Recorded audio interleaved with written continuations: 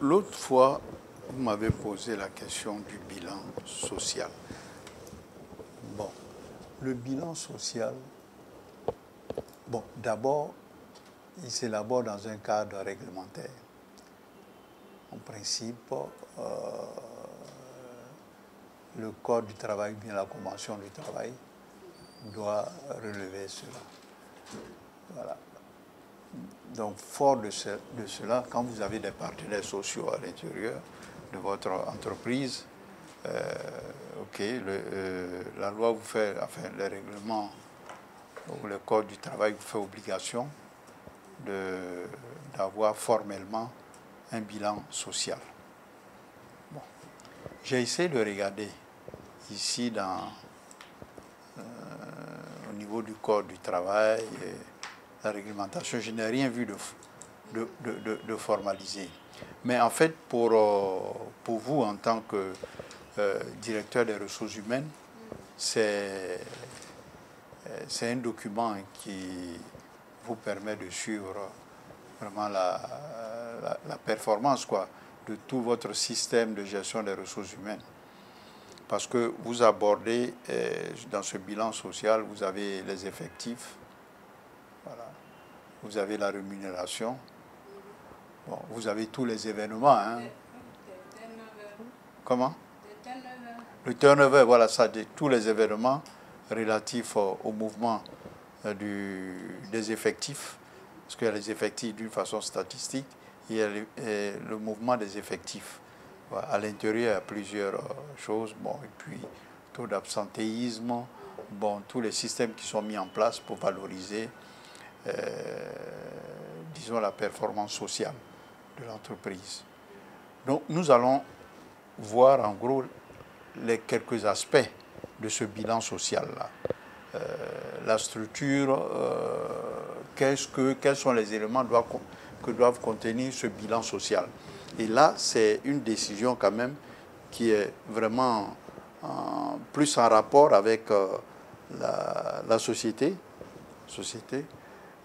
la culture de la société, et puis, bon, effectivement, le profil au niveau de l'activité de la société. En fonction de ça, vous décidez de ce qui doit être clé dans ce bilan social, tout ça. Okay. Donc, on fera un clin d'œil là-dessus. Ensuite, concernant la gestion de la rupture de contrat éventuelle, disons plus simplement, la gestion des restructurations de l'entreprise. Quand il y a, bien sûr, mes performances économiques.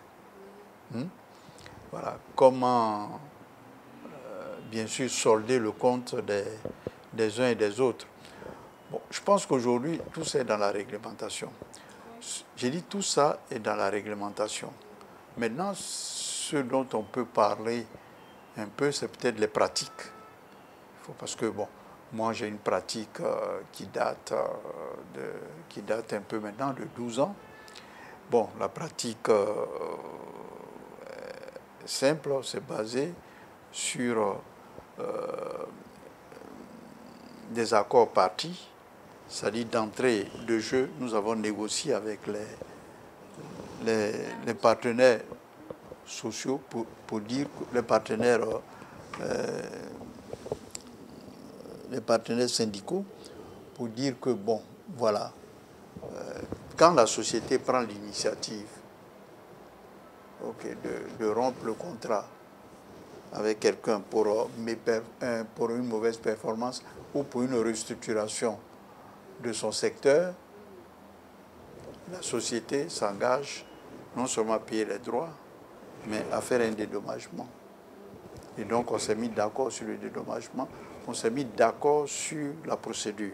Ce qui fait que, bon, on n'a pas recours aux techniques de chômage mise en prendre le chômage technique, de ceci, de cela, tout ça, parce que ce sont des choses qui sont plus ou moins, je dirais, là, quand on arrive à ce stade, c'est que réellement, la société n'a plus de ressources.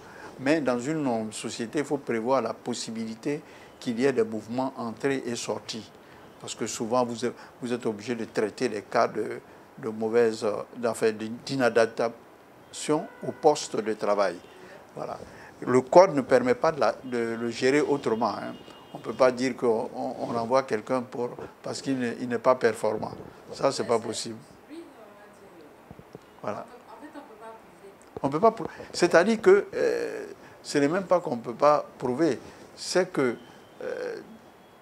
toutes c'est-à-dire les procédures internes, tout ça, tant que n'ont pas l'option juridique, les juges ne prennent pas ça en compte. C'est ça que je dis. Voilà. Ouais. Parce que ouais. ce qu'on tente de faire, c'est de montrer la bonne foi de l'employeur. L'employeur, voilà. Et donc on laisse disons, toute la chance aux travailleurs de se justifier. Donc,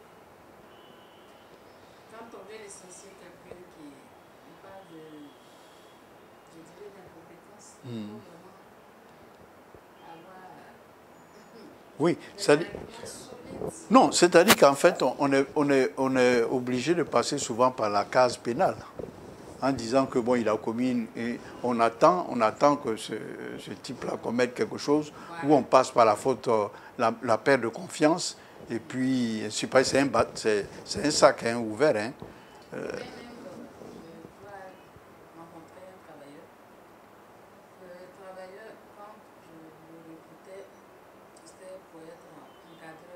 Encadreur PV. Dans vos échanges, je dis, ah oui, si tu as venir chez nous là, c'est pour être assistant PV. Il est déjà encadreur là où il est. Parce qu'il vient chez nous, c'est pour être cadre, pas pour rester au niveau à son maîtrise. Ah. Merci. Vous avez le... Oui, d'accord. Bien. Oui.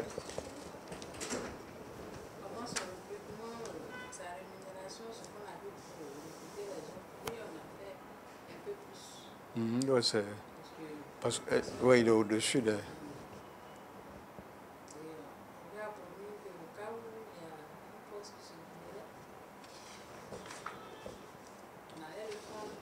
Oui.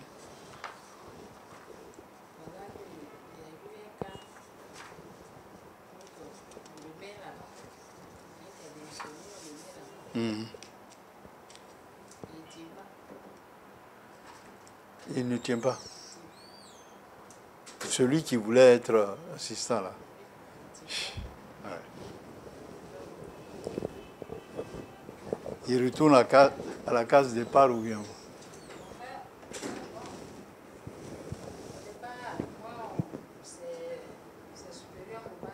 Mais quand généralement sur les sites, les gens essaient de se couvrir. Oui. Mais le DG, il est très regardant, il va demander des informations. Quand il demande sa date, il n'a pas fait les rapports, les gens essaient de couvrir et tout ça. Bon. Moi, je déduis, hein. Il a eu un AVC. Ah, il a eu un AVC. Oui. Oui, mais d'accord. L'AVC, là, comment il se sentait mal. Oui. Il a dit à l'épidémie. Il a passé le médicament, il a arrivé sur le président. Donc, on a touché sur le soir. Ça a payé CAC 1000. À Divo. Voilà, tu vas à Divo. Vous avez des opérations à niveau? Bon, on n'a pas d'opération là-bas, non. On achète. D'accord. Et puis maintenant, CAC 1000, ça va le remonter parce qu'on avait fait sa pension, je pense que la pension était à 16. Donc on lui a dit qu'il devait se reposer. Mais d'ailleurs, le repos, non, il ne s'est pas reposé, il est parti. Donc c'est là-bas là, qu'il a la crise. Il a fait, je crois, 4 mois sans travailler. Son médecin traitant.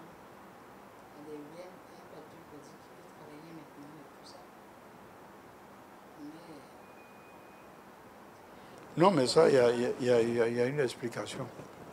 C'est une explication, c'est que bon, il est diminué physiquement. Voilà, C'est un handicapé. c'est un handicap et il ne peut plus conduire pour aller. Parce que eux disent PV, c'est conduire la voiture, Oui. c'est rentrer dans les Plantations. plantations, marcher sur des kilomètres. Oui. Il ne peut pas. Oui. Non, non, ça, il ne peut pas. Il peut pas. Il peut pas. Non, mais bon, moi, je pense que il faut. Notre médecin l'a vu, il a sorti son papier de reprise. Non, mais le médecin n'est pas réaliste. Le médecin traitant n'est pas réaliste. Le médecin d'entreprise aussi n'est pas réaliste. Non, le médecin de l'entreprise, lui, il dit, c'est pas lui qui l'a traité, c'est... Il dit, non, mais l'autre, il a dit, mais toi, tu peux faire contre-visite. Toi-même, tu es là, tu regardes le monsieur, il ne peut pas. Donc, quand on lui a dit de prendre le travail, il a repris le travail, mais il ne peut pas aller sur les Plantations. Là où il est, là, les rapports pour faire, c'est-à-dire le travail de bureau maintenant, il ne peut pas. Non, mais attends, un AVC, c'est sérieux. Parce que quel centre qui a été touché, tout ça, etc.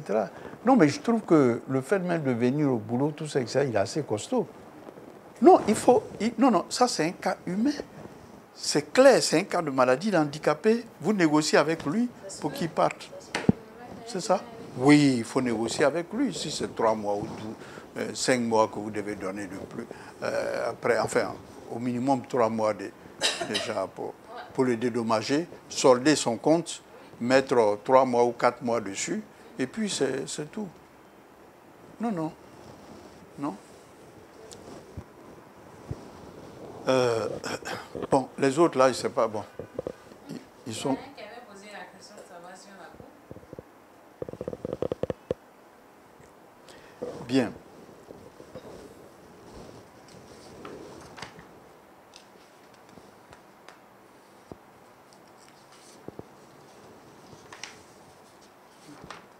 Mon chauffeur, c'est quelqu'un, il va m'envoyer un message pour me demander. Ah, on a déjà 70%. 70%, ça va vite. C'est vite de poser Ça va bien. On est 3, c'est 3. On est 6. Mais moi, je considérais depuis un moment que vous êtes seulement 3, que les autres, on est... Oui, il y a Taki, ouais. Mais Taki, oui, le jeune là, Wilfried là. Informatique. Ah, mais donc là, ils ont loupé, hein? Donc, ouais, je crois qu'il faut qu'on fasse vraiment le point, parce que je regarde un peu souvent par rapport à la plaquette de l'entreprise, tout ça, etc. Je regarde par rapport à la plaquette. Bon, il y a beaucoup de choses qui sont dessus, tout ça, etc. Moi, j'ai essayé dans tout ça de confectionner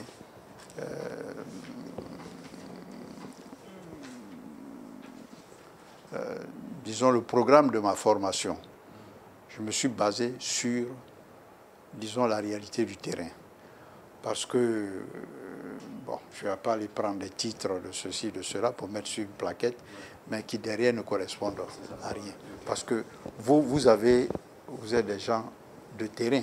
Ouais, voilà. C'est un partage d'expérience qu'on fait ici, dans cette formation-là. Ce n'est pas un lieu de faire des énoncés théoriques hors sol qui n'ont rien à voir. Non, si, cela se fait. Mais quand je dis que c'est hors sol, ça dit, comme je le dis, cette formation est émaillée de faits vécus, de cas réels, mais tout ça, permet aux apprenants que vous êtes de pouvoir visualiser ou réaliser en situation la connaissance qui vous est transmise. Parce que quand on fait ce tour, on vient à la base pour savoir de quoi il s'agit en fait. Pourquoi on fait ça, pourquoi on fait ça. Voilà. Donc, c'est sur ça. Maintenant, après, je regarde dessus, il y a des techniques, on parle de, c'est pas chose, ceci, intranet. Je ne sais pas, c'est un mélange, ce n'est pas très clair sur leur plaquette là. Donc j'ai dit faisons attention. Parce qu'aujourd'hui, et c'est ce que nous allons voir tout de suite, l'informatique, les NTIC, on les utilise comme un moyen. Je dirais que la grammaire ne fait pas la littérature. Sinon, tous les grammairiens seraient des grands romanciers ou des grands choses. Non. La grammaire, un grammairien, ce n'est pas un romancier, ce n'est pas forcément un littéraire. Voilà. Donc, faisons très très attention. L'informatique ne vient que pour vous aider à automatiser une série d'actions et accélérer vraiment le partage de l'information au sein de l'organisation. C'est de ça qu'il s'agit. Donc, on ne va pas faire un cours. Moi, on ne peut pas faire un cours sur l'informatisation des ressources humaines. Ça veut dire que c'est simplement venir dire que voilà, un vendeur qui a un système qui veut vous vendre. Il va dire ce que vous faites et puis il va dire mon système peut faire ça. Parce que c'est un logiciel, vous l'adaptez, tout ça. Parce que en fait, c'est vous qui allez mettre tous les éléments qu'il faut des ressources humaines dans le système. C'est vous qui allez le configurer. Donc, faisons très, très, très attention. Et donc, moi, je reste sur l'essence des choses. Pourquoi, comment, quelle est la relation, la conjonction, comment s'est faite la conjonction, par exemple, l'informatique, avec la gestion des ressources humaines. Il faut aller au départ pour pouvoir bien comprendre. Voilà, que c'est en fait un outil. Voilà, un outil qui est suffisamment performant et qui a tendance à nous faire perdre le point de vue que ce n'est qu'un outil, que ce n'est pas le but. Voilà. Donc c'est un peu pour resituer le contexte de formation que je donne. Ici, je vous donne déjà en avance une série de procédures. On va bien comprendre ça avec le cours.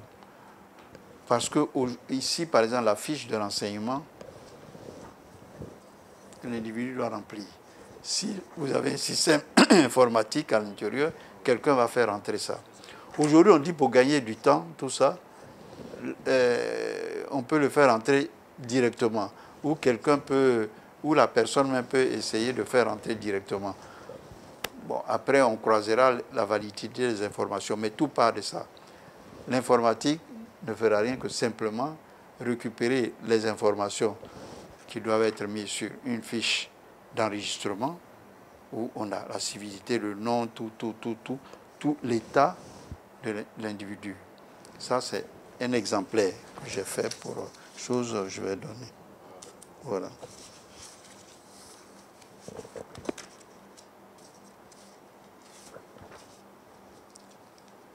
Voilà. Bien. Ensuite, je vous avais parlé tantôt des demandes d'autorisation de recrutement du personnel. Voilà, par exemple, cette fiche-là. OK. Donc, on a là la description du poste. On a là le motif du recrutement.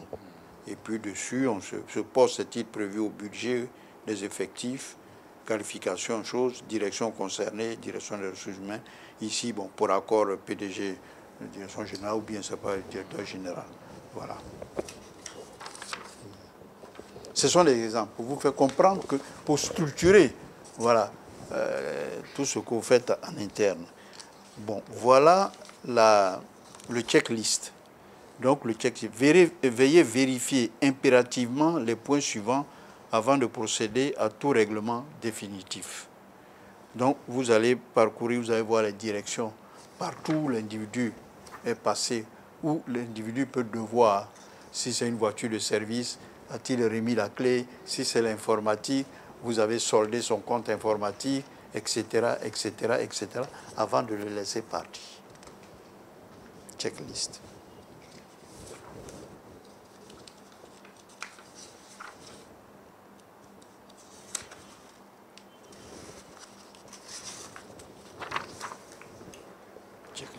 Maintenant, j'ai pris pour vous voilà, le profil du poste des ressources humaines, fonction du directeur.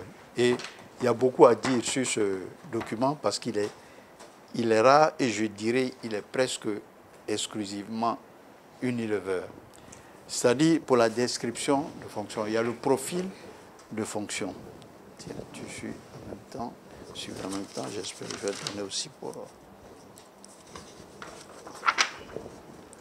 Voilà. Vous voyez, vous avez le profil de poste, ressources humaines, fonction du directeur des ressources humaines. Voilà les compétences, la fonction des ressources humaines. Définir la stratégie, planification des besoins de développement, organisation et gestion du changement, gestion du recrutement, gestion des formations, etc., etc. Dans le cas particulier, on a exigé que le directeur des ressources humaines soit pleine maîtrise de tout ça. En réalité, la pleine maîtrise, si on a 3 ou 4 pleines maîtrises, ça suffit. Le reste, si on est en CO, c'est pas mal. Voilà. Parce que simplement, là, on est dans une situation où je suppose que le directeur des ressources humaines a fait tout cela. Oui, il est impliqué dans toutes les rubriques où on a coché pleine maîtrise. Quand vous regardez là, vous avez le niveau des compétences. Ici. Là, c'est le niveau des compétences. Bon, objectif prioritaire, là, c'est autre chose. Bon. Non appliqué. NA, c'est non appliqué. Non applicable. Ce n'est pas valable pour ça. Voilà, ça ne s'applique pas. Voilà. Le CB, c'est connaissance de base. CO, c'est connaissance opérationnelle. C'est-à-dire que cette connaissance, derrière, vous savez, j'ai mis tout complet. Hein. Derrière, on définit un peu tous ces éléments-là. Par exemple, voilà, connaissance opérationnelle. Niveau requis pour s'impliquer dans les décisions prises et les opérations effectuées. Ces niveaux impliquent évaluer et analyser les situations, confronter un point de vue, argumenter à celui de spécialiste. C'est-à-dire au comité de direction, le directeur des ressources humaines parle de choses, bon, le directeur des financiers. Vous pouvez, en tant que directeur des ressources humaines, vous avez quand même quelques notions en finance, tout ça, pour pouvoir le challenger. Voilà. Quand il va parler de la masse salariale, c'est comme ça, mais vous pouvez lui poser la question de savoir, mais qu'est-ce que vous avez mis dans la masse salariale? Parce que le tout, il y a certains éléments qui ne sont pas sous mon contrôle. Ainsi de suite. Voilà. C'est ce que ça veut dire. Maintenant, pleine maîtrise, c'est-à-dire que vous êtes le point de maîtrise de la situation. Vous êtes directeur des ressources humaines, ça, c'est ce que vous savez faire. Ça, c'est votre métier. Pour ça, on doit vous poser la question, on doit s'adresser à vous. Vous êtes le spécialiste. Mais encore une fois, faites attention, ici, c'est un peu spécial. Bon, c'est un peu le profil de l'individu, quoi. Mais cela vous permet. Vous savez, cet élément-là, c'est à partir de ça que nous faisons la gestion de la performance. C'est-à-dire, à un moment donné, on va voir que cette personne-là, en termes de stratégie, elle a du mal à vraiment développer la stratégie. Donc, en réalité, elle doit être pleine maîtrise, mais quand on voit son niveau, c'est quelqu'un qui a simplement peut-être des connaissances opérationnelles de la mise en place d'une stratégie ou des connaissances seulement de base, ça peut être ça. Donc, on a un gap. C'est-à-dire le profil, parce que ça, c'est le profil du poste qu'on a exigé. Maintenant, le profil de l'individu peut être en deçà de, par exemple, au niveau de la stratégie, la personne est dit d'être pleine maîtrise. Quand on évalue, en réalité, cette personne n'a que des connaissances opérationnelles. Elle n'est pas en pleine maîtrise. Donc, si on veut qu'elle soit en pleine maîtrise, il y a un gap là à combler. C'est la formation, c'est le renforcement des capacités. Donc, c'est à partir de là.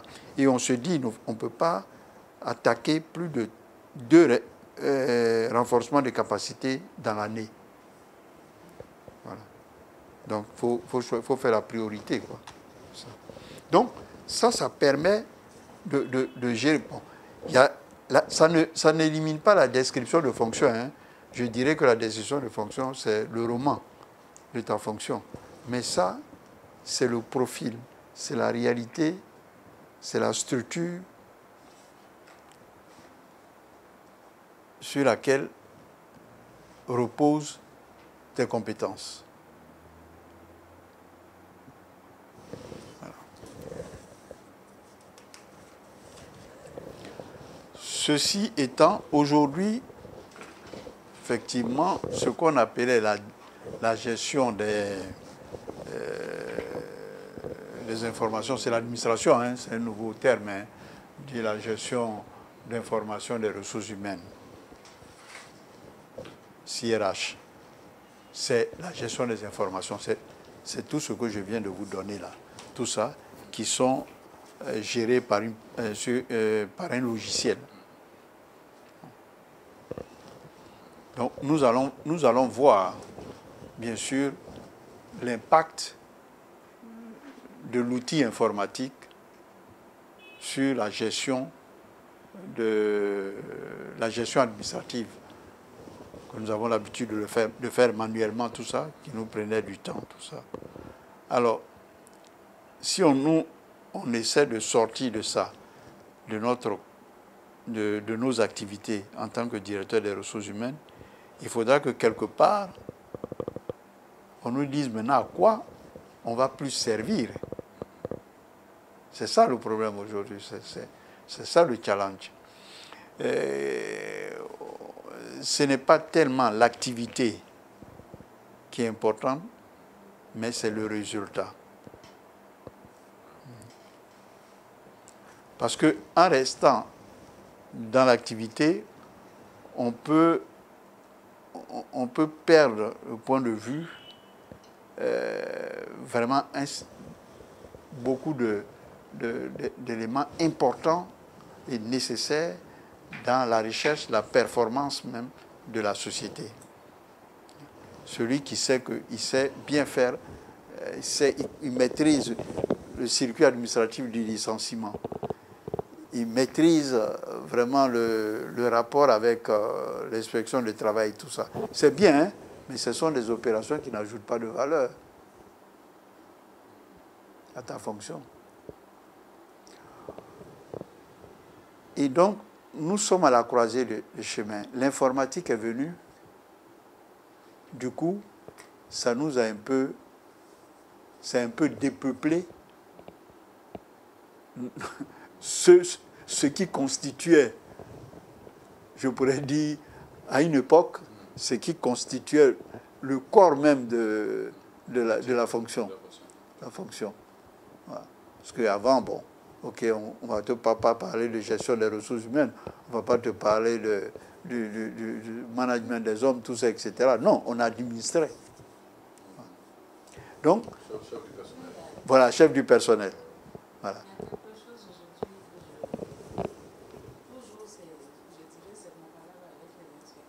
Oui. Le registre employeur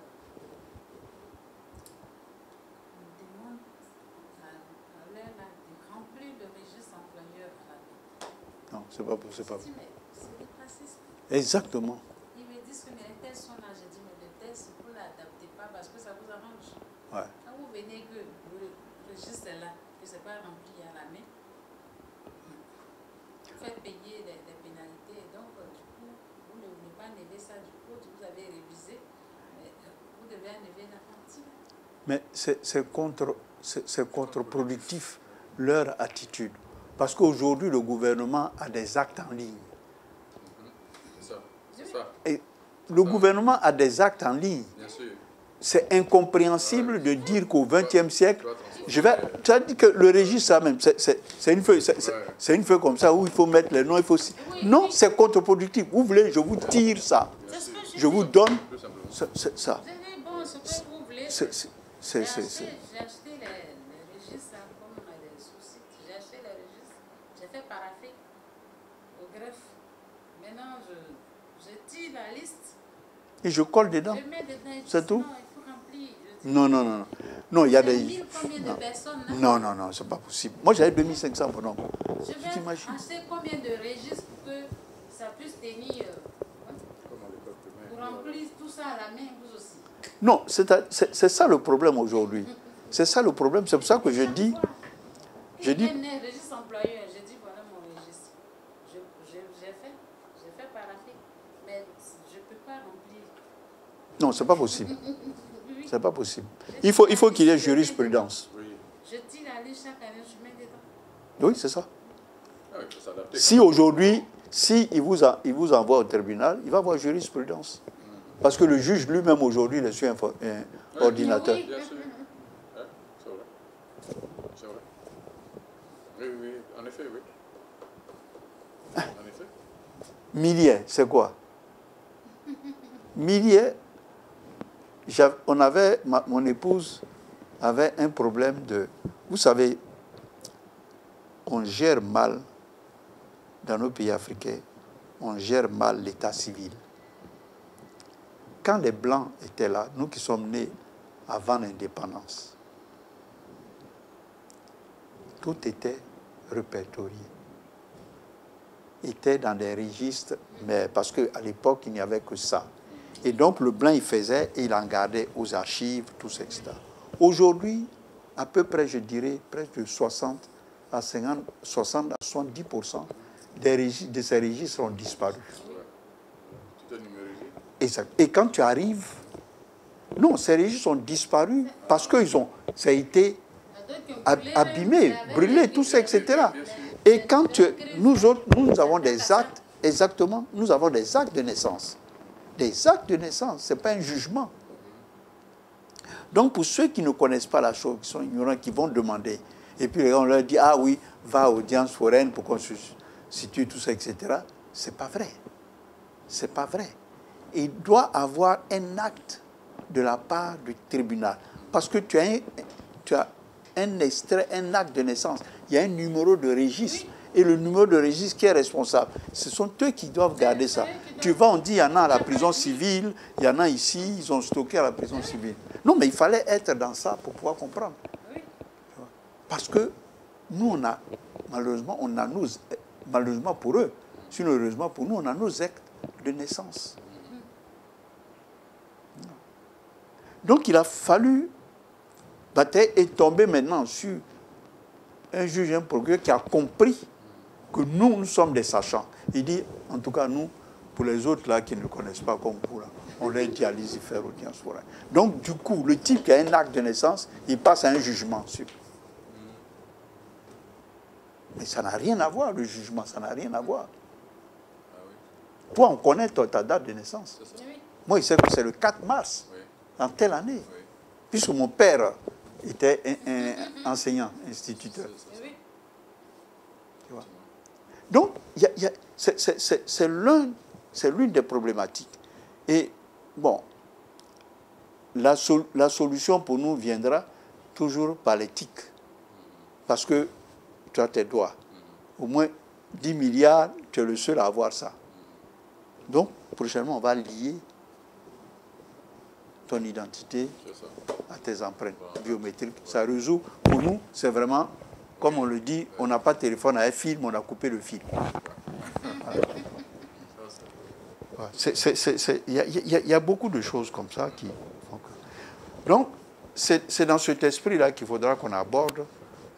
Il faut voir honnêtement, parce que bon, ok, on crie, à dire, ah oui, avec la venue de l'informatique, ah oui, bon, on va perdre le métier, tout ça. Non. C'est un problème d'adaptation et d'utilisation. C'est un outil. C'est toi qui commandes l'outil. La machette ne peut rien faire si tu ne prends pas ça pour aller couper quelque chose. Donc il faut avoir la philosophie. C'est-à-dire, le problème, c'est d'avoir la philosophie de la chose. Voilà, quand quelqu'un est venu me dire, oui, il y a un tel système. J'ai dit non, là, ce sont des produits qui sont vendus sur le marché. Mais je sais que la voiture peut me permettre de me déplacer et de marcher. Ça me suffit. Maintenant, tu vas venir me dire, mais écoute, il y a des voitures qui vont très vite, il y a des voitures... J'ai dit non, le principe est que je sais qu'une voiture prend me déplacer. Maintenant, que ce soit Mustang, ou que ce soit Mercedes, que ce soit autre chose, l'essentiel, c'est que je comprends le principe. Donc c'est ce qu'il faut, c'est dans cet esprit-là que vous devez aborder ça. Savoir que comment ça a commencé pour qu'on soit là. Ça, c'est très important.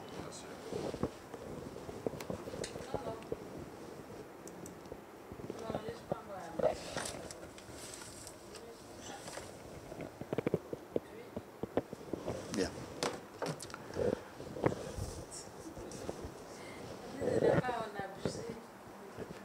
Bien. Donc, oh oui, là c'est pas...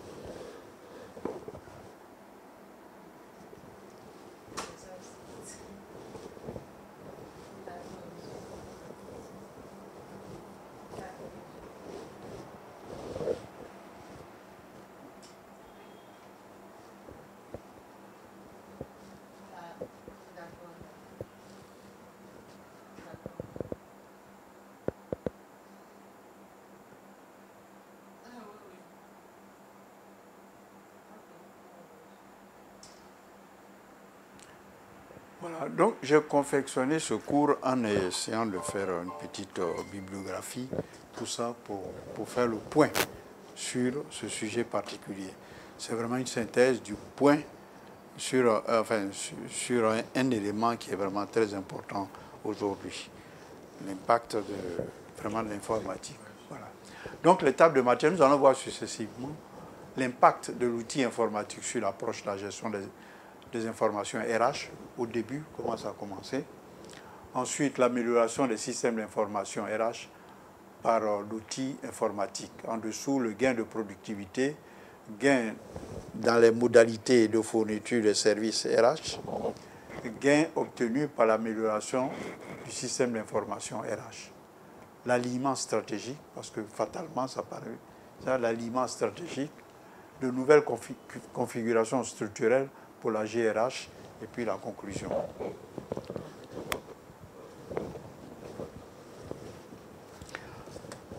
On a fait le tour. Vous avez vraiment à votre disposition, avec tous les cours, d'ailleurs, il faut que je commence à les corriger pour pouvoir vous balancer tout ça.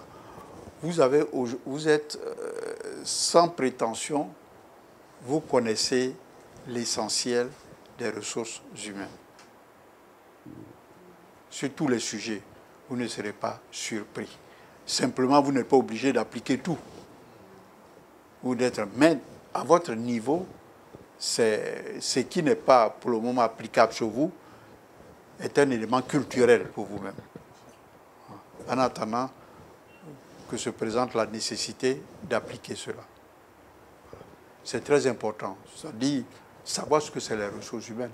Vous êtes à un niveau où on n'a pas... le problème, on ne veut pas que vous soyez des experts, mais que vous soyez... non, c'est ça. Que vous soyez vraiment...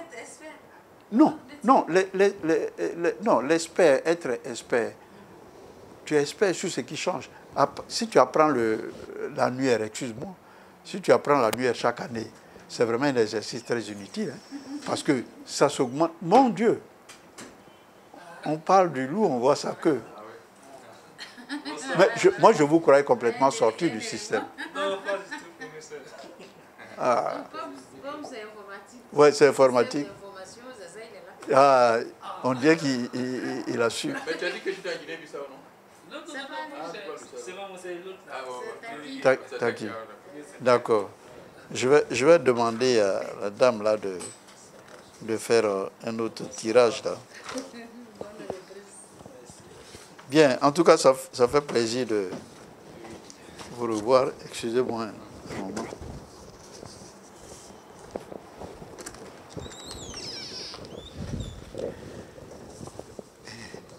S'il vous plaît, vous pouvez demander à la dame là de me faire encore une copie de tous ces documents-là. Oui, copie déjà. Parce qu'il y a...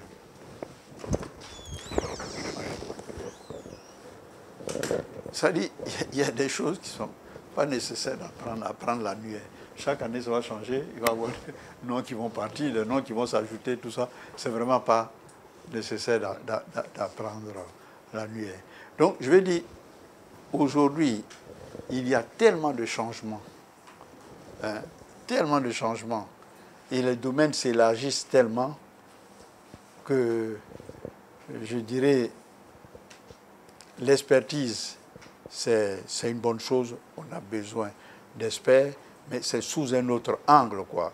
Moi, je vois derrière la grande expérience, cette connaissance intuitive qui nous arrive parce qu'on a pratiqué la chose pendant un bon moment et on sent la chose. Voilà. Pas à développer des modèles, tout ça, etc., dans lesquels on va s'enfermer, tout ça en tant qu'expert. Je suis un expert, je dis ça. Moi, je reste totalement ouvert. Moi, je suis ouvert. Me mets en permanence en question. Je le mets en permanence en question. J'essaie de saisir l'essence philosophique des choses. Parce que là, je pourrais m'adapter. Le problème, la meilleure intelligence, c'est... Enfin, ce qui peut arriver de mieux à un homme, c'est sa capacité de s'adapter. Comme le disait ce biologiste français, il dit que ce sont les systèmes déstabilisés qui évoluent.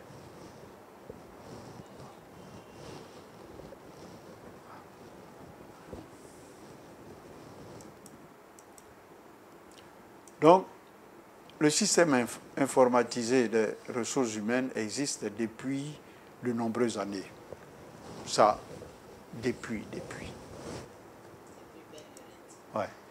De nombreuses grandes organisations ont eu leur première expérience de la mise en place et de l'utilisation d'un système RH il y a déjà 30 ans.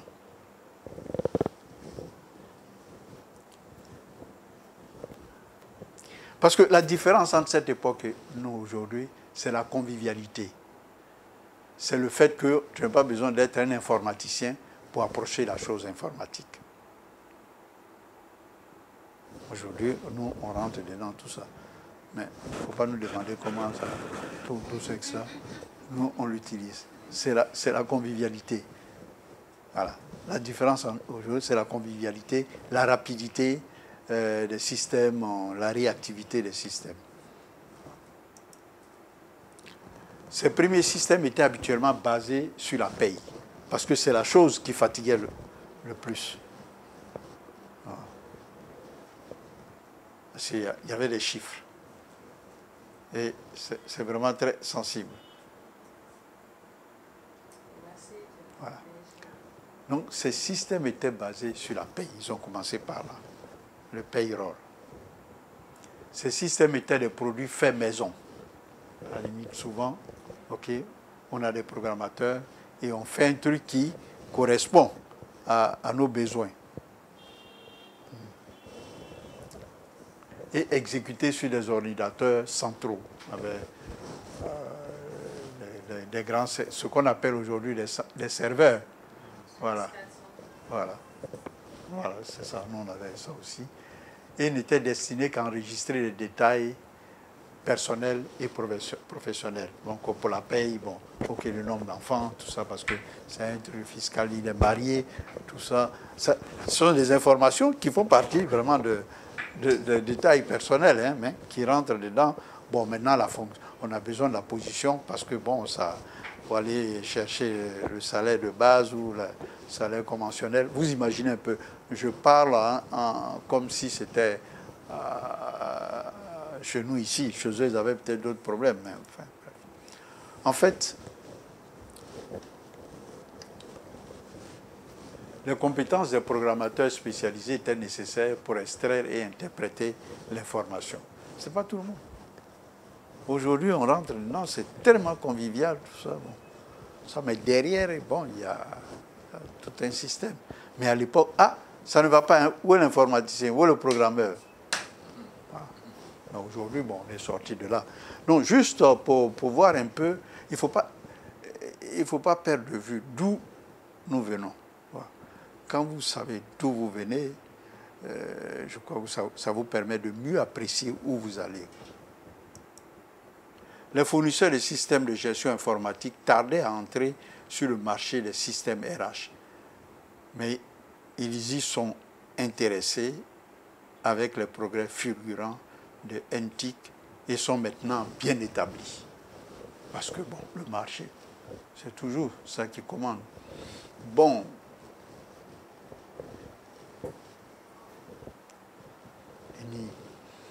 ils ne voyaient pas l'intérêt dans l'immédiat. Maintenant, aujourd'hui, je dirais qu'une bonne partie de leurs activités repose sur ça. Aujourd'hui, ils sont rentrés, on ne peut plus les chasser. Voilà.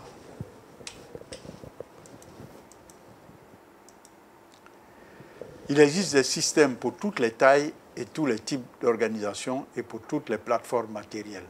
La plupart prétendent offrir une fonctionnalité exhaustive. C'est toujours ça, quand vous consultez les fournisseurs, tout ça, bon, toi tu peux faire ceci, moi mon système peut faire ça, vous pouvez aller chercher ça, vous n'avez pas besoin de faire 1000 opérations pour arriver, tout ça. Ils vendent la convivialité du système, la fonctionnalité du système. Un outil sophistiqué de reporting et un haut niveau de convivialité. Alors, à quoi ressemble un système de RH?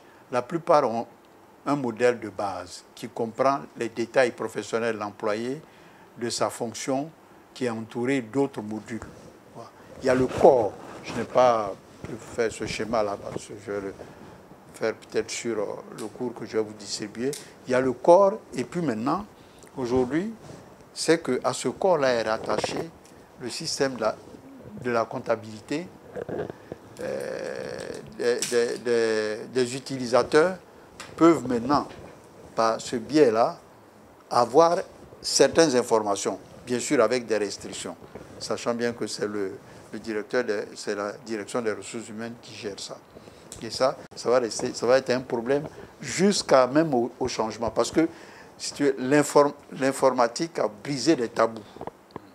Parce que, avant, vous imaginez, aucun document ne sort des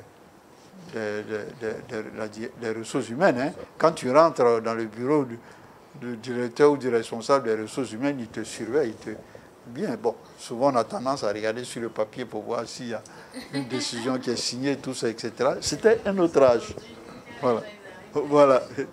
Et ça, quand tu leur parles, ils ont un strabisme que tu ne comprends pas, quoi. Le gars ne te regarde pas de face, mais tu le vois.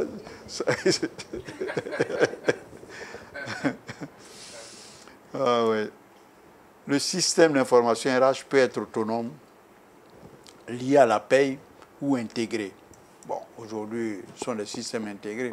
Les systèmes plus récents sont conçus pour fonctionner avec un logiciel gérant les flux des travaux, workflow. Donc c'est ce que je disais, il peut prendre par-ci des informations d'autres systèmes pour pouvoir gérer l'intranet de l'entreprise et l'Internet afin de réaliser leur potentiel, quoi. Avec ça, ça devient chaud.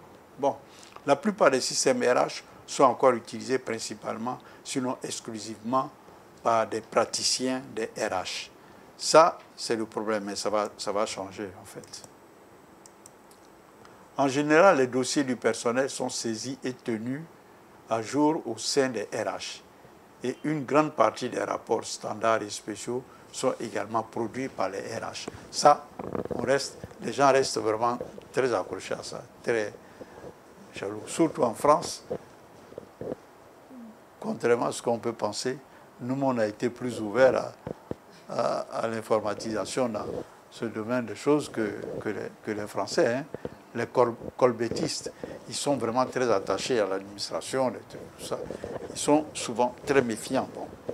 Quand bien même très créatifs, mais ils ne sautent pas comme ça, hein. Il faut les convaincre. Dans de nombreuses organisations, la fonction RH se considère comme le gardien des données détenues sur le système RH. Bon, mais dans tout ça, c'est-à-dire en face de cette grande ouverture, cette grande liberté, se greffent maintenant, aujourd'hui, des domaines qu'on appelle la surveillance et la préservation des données personnelles. Voilà. ATCI, les données personnelles, c'est très important. Parce qu'il peut y avoir une utilisation malveillante des données personnelles.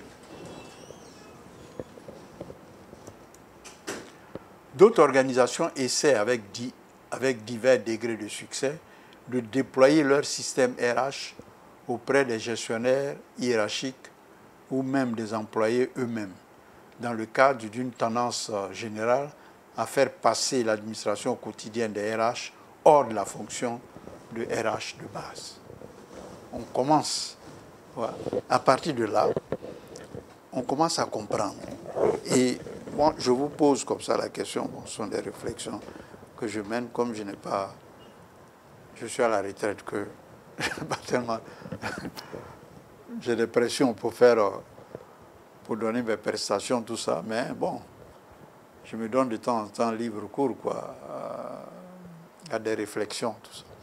Quand vous voyez la mondialisation, je ne sais pas si je vous l'ai dit tantôt, ce n'est pas une doctrine, hein. C'est simplement l'informatique. C'est l'informatique, c'est l'Internet qui a envoyé la mondialisation. Avant, pour faire un transfert, tu as le SWIFT. Aujourd'hui, je gère mon compte qui est en France sur mon petit portable. C'est la mondialisation. Dès l'instant que tu permets le flux d'informations, dès l'instant que tu dématérialises un certain nombre d'activités, le monde a des pieds. Et c'est ce qu'il faisait dire à Paul Valéry. Voici venu le temps du monde fini. Parce qu'avant, quand tu te lèves dans ta ville, tu dis, quand tu parles de Chine, tu dis c'est loin là-bas. Oui. Donc le monde était presque infini pour toi. Mais aujourd'hui, il est fini. Il n'a qu'à arriver quelque chose en Chine. C'est-à-dire c'est le temps que tu te connectes à pour savoir. Mais où est l'ailleurs? On t'a arraché l'ailleurs. L'ailleurs était le sanctuaire de nos rêves. Aujourd'hui, on n'a même plus d'aventure dans nos vies.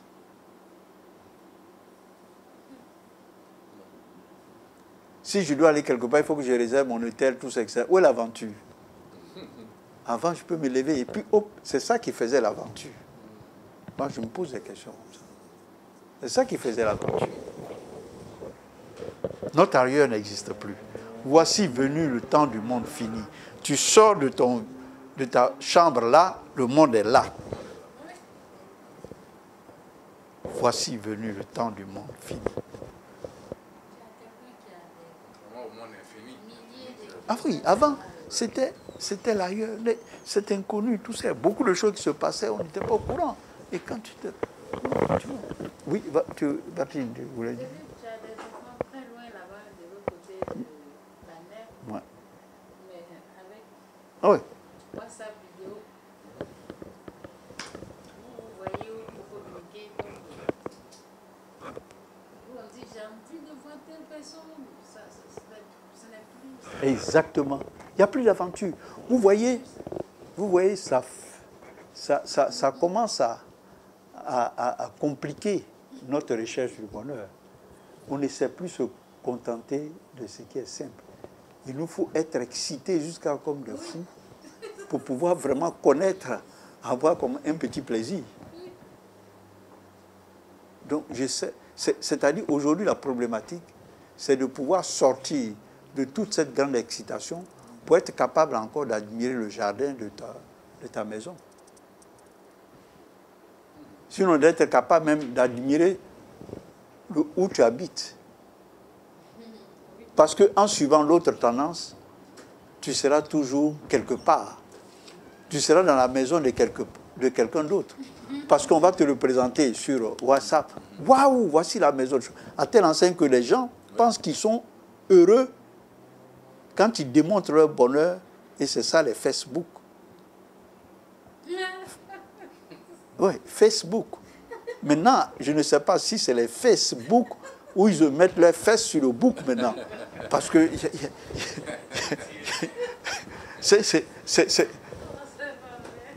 Oui, vraiment, on ne sait même plus si c'est leurs fesses qui mettent sur le bouc ou c'est leurs fesses qui mettent sur le bouc. Oui. Oui. Non, mais on ne sait plus. Le type, il est en train de manger. Mais tu manges un atcheke. Tu manges tout. Il dit, waouh, je mange un atcheke ici. Où ça, ici, à l'hôtel Ivoire, à Sofitel, tout ça, ça. Mais quel est le problème? Quel est le problème? Tu sais, on complique tellement qu'il y a des gens qui sont heureux qui ne savent pas qu'ils ont l'essentiel pour être heureux.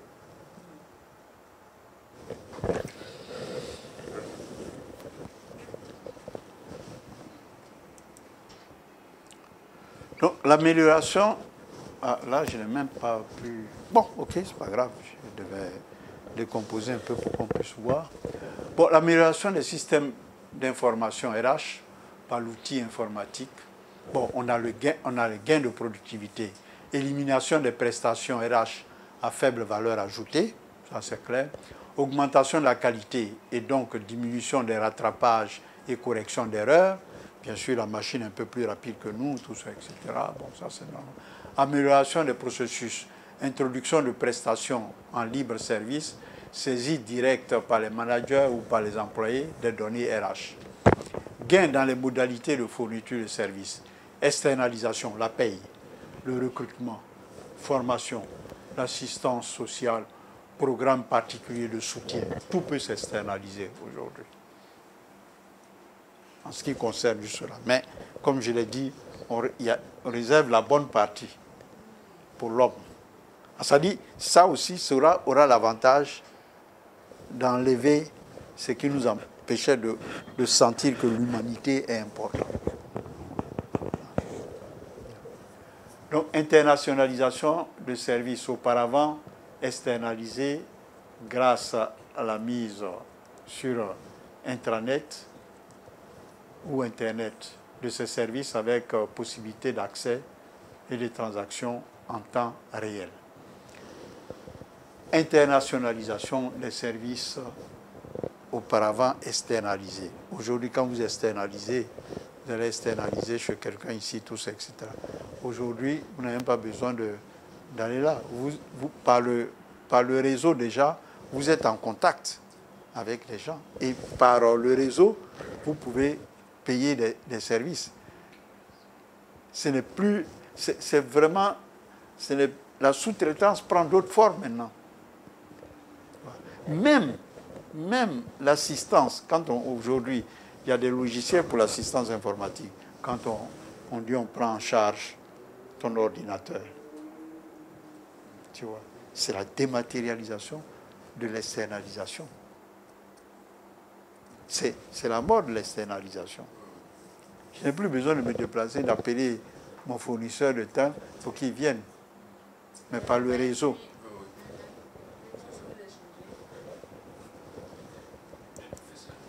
Oui. Oui. Bon, écoutez, c'est vrai que cette question plusieurs fois m'a été posée.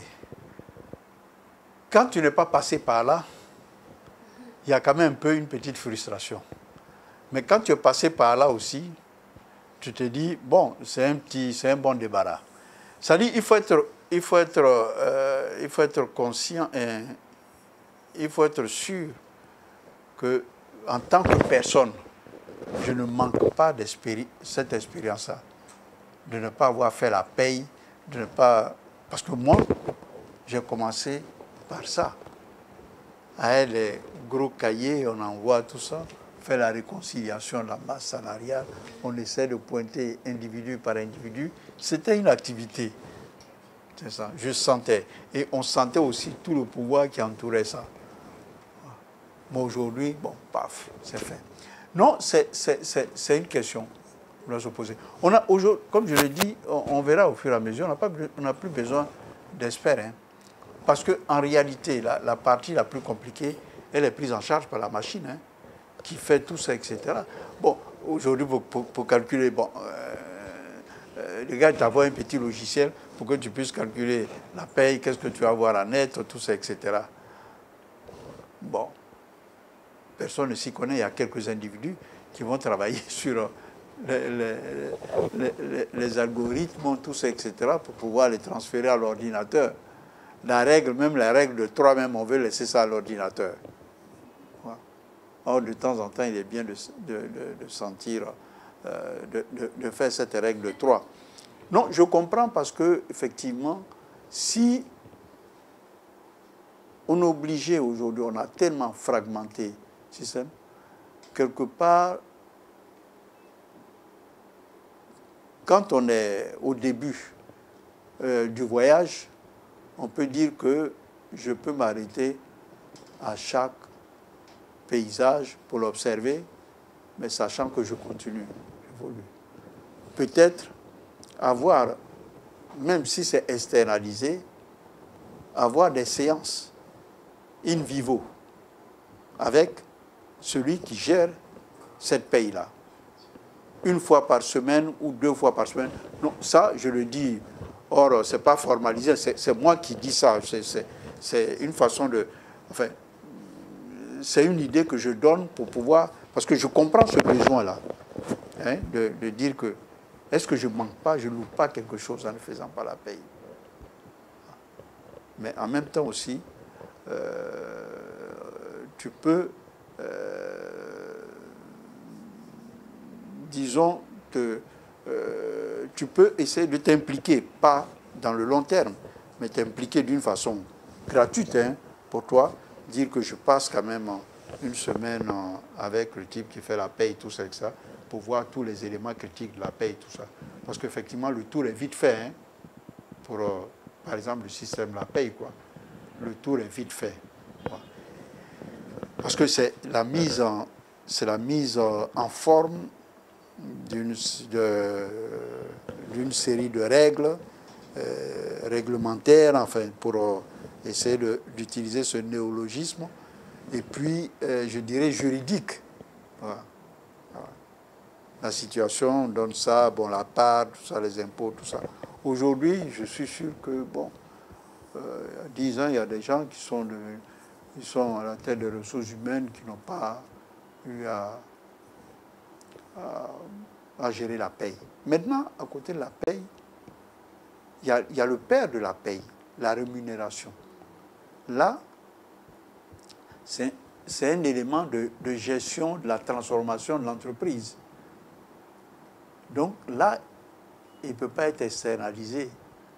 Simplement, ce qui est externalisé, ce sont les enquêtes salaires. Mais il faut comprendre le processus de la rémunération. Parce que la rémunération est au cœur de la gestion de la performance aussi. Ça, c'est 2 éléments. On a vu ça la semaine passée. Mais bon, parce qu'on m'avait dit que moi, je vous avais sorti du système, mais les formations sont là, donc vous allez voir. On pourra échanger là-dessus. On a parlé de la rémunération. C'est la rémunération. Vous, c'est la rémunération qui est importante. Voilà.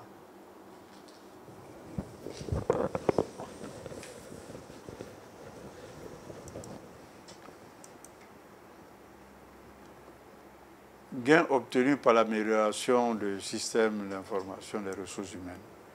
Création d'une base de données unique capable de fournir des informations dans le monde entier. C'est clair. Souvent, cette catégorie d'amélioration repose sur l'élimination des obstacles qui empêchent autrefois la fusion de bases de données pour des raisons réglementaires, chaque pays ayant ses propres règles. Aujourd'hui, il y a des opérations qui se font. On ne voit rien derrière, mais tout ça, ça a été pris en charge. Hein. Les contraintes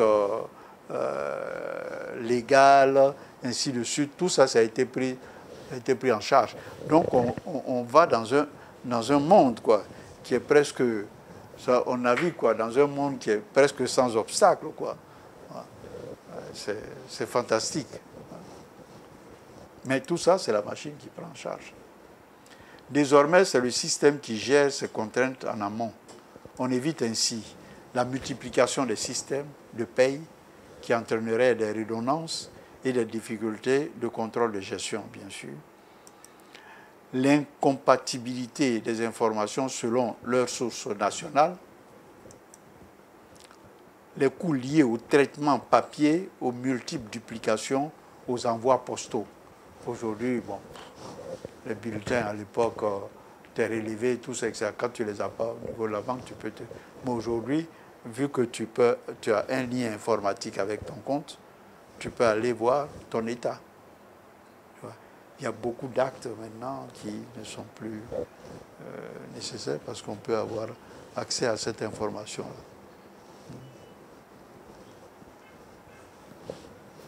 Un virement peut te par SMS, on dit « Ah, tu as un virement sur ton compte, tout ça, etc. »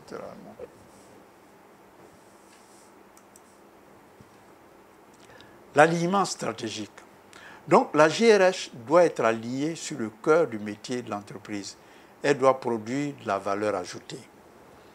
Le professionnel RH devient un business partenaire. Il n'existe que pour aider les managers à résoudre sans délai et au mieux les problèmes qu'ils rencontrent dans la satisfaction des clients, l'augmentation du chiffre d'affaires, les gains de productivité. Le mot est lâché. Business partner.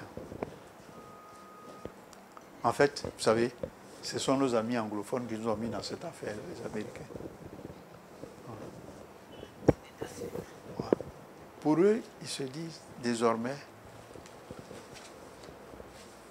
le professionnel RH, il doit être auprès de l'activité. Parce que c'est là que la valeur se produit. Donc, il est d'attendre un grand circuit administratif pour dire que j'ai 4 ou 5 ouvriers qui ne sont pas là, donc ça va jouer sur ça, tout ça, etc. La DRH a un business partenaire qui est sur l'unité et qui gère ces problèmes transactionnels-là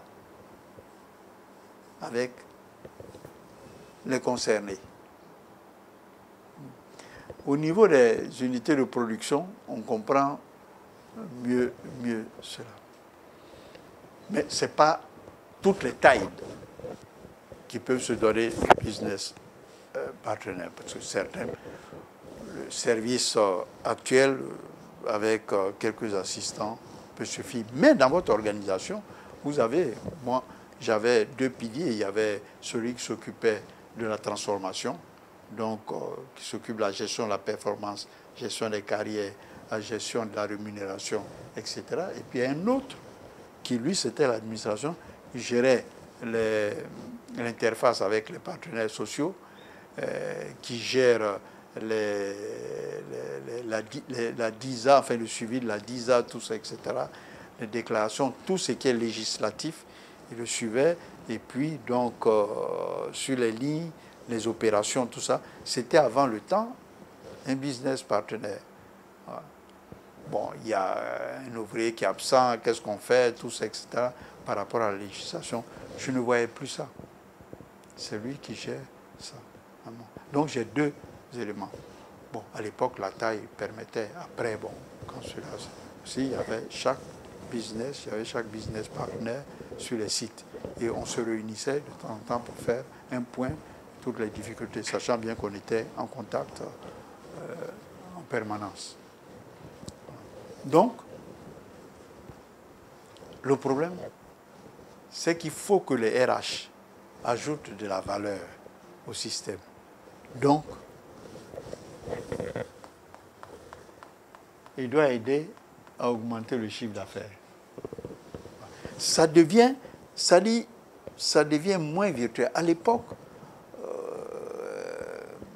vous savez, les autres collègues, tout ça, etc., la direction des ressources humaines, bon, enfin, je dirais l'administration du personnel, on